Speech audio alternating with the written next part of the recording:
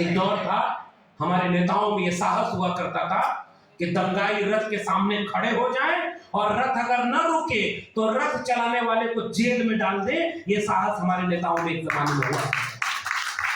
हमारे नेताओं में एक जमाने में यह साहस था कि अगर उत्तर प्रदेश के मुख्यमंत्री हैं और मुख्यमंत्री ने कानून की राजशा की शपथ ली है, संविधान की शपथ ली है, तो कोई दंगाई भीड़ अगर किसी पर हमला करने जा रही हो तो उसको रोकने के लिए, कानून और संविधान को बचाने के लिए अगर गोली चलानी पड़े तो भी चलाने का साहस था। और इन रथ रोकने वाले और गोली चलाने वाले को कभी जेल नहीं हुई। और जो दूसरे मुख्यमंत्री बने वो ओबीसी समाज के थे और उन्होंने शपथ पत्र दिया था संसद में, सुप्रीम कोर्ट में, कि हम विवादित ढांचे पर कोई भी कुछ भी होने नहीं देंगे, और उनके रहते वो हुआ।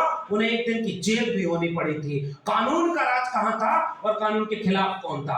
आज चूंकि वक्त ऐसा है कि ये सारी बातें बोल दीजिए तो लोगों की भावना आहत हो जाती है, और इस पर भावना नहीं आहत होती कि जो राम को लाए हम उनको लाएंगे। राम किसको लाए थे और कौन राम को ला रहे? धर्म कहां खड़ा है? जिले इलाही की 1000 फोटो लगी है और राम की एक फोटो लगी हुई है। देखा आपने वो तस्वीर?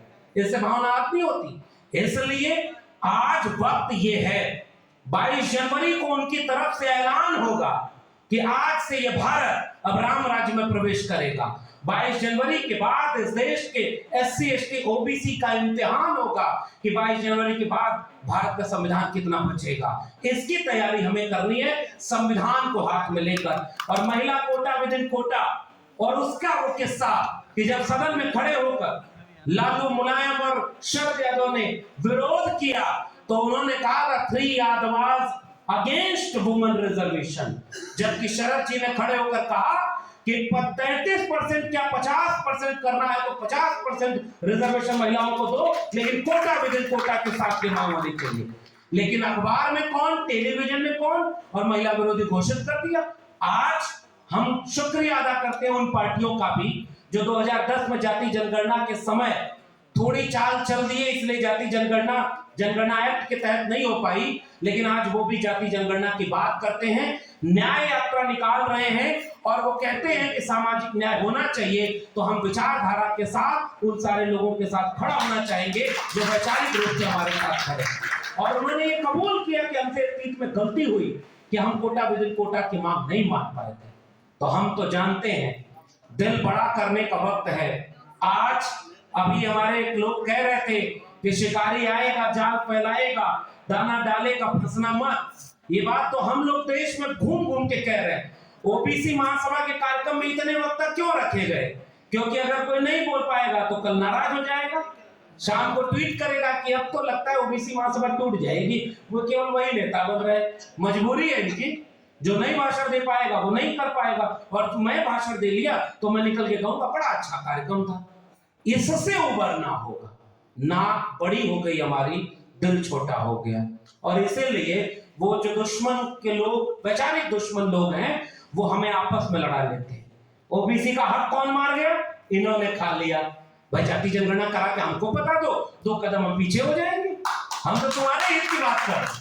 बिहार सरकार को यहां से क्रांतिकारी सलाम करिए कि उसने जाति जनगणना कराकर बता दिया कि 3% वाले 60% से 90% कब्जा किए हैं, और जो 63% हैं वो 23% भी नहीं कब्जा किए हैं। ये आईडीएफ इंडिया का सवाल है। इसलिए जाति जनगणना आज इस देश में जो भी उठाए इस मांग को, हमें उसके साथ खड़े होने का वक्त है। और 2024 का चुनाव, ये आखिरी बात बोलना चाहता हूं। एक राम दशरथ का बेटा, एक राम है घर घर लेता, एक राम का सकल पसारा, एक राम सब जग से न्यारा। हम तो कबीर के राम को मानते हैं। कस्तूरी कुंडल बसे मृत उड़े बनमाए, और ऐसे घट घट राम है दुनिया देख के लाए। और आज राम को वहीं ले आ रहे भैया, उंगली पकड़ के ले आ रहे। इसलिए हम वो नहीं मानते, हम कबीर को मानते, रविदास को मानते हैं, हम बुद्ध को मानेंगे।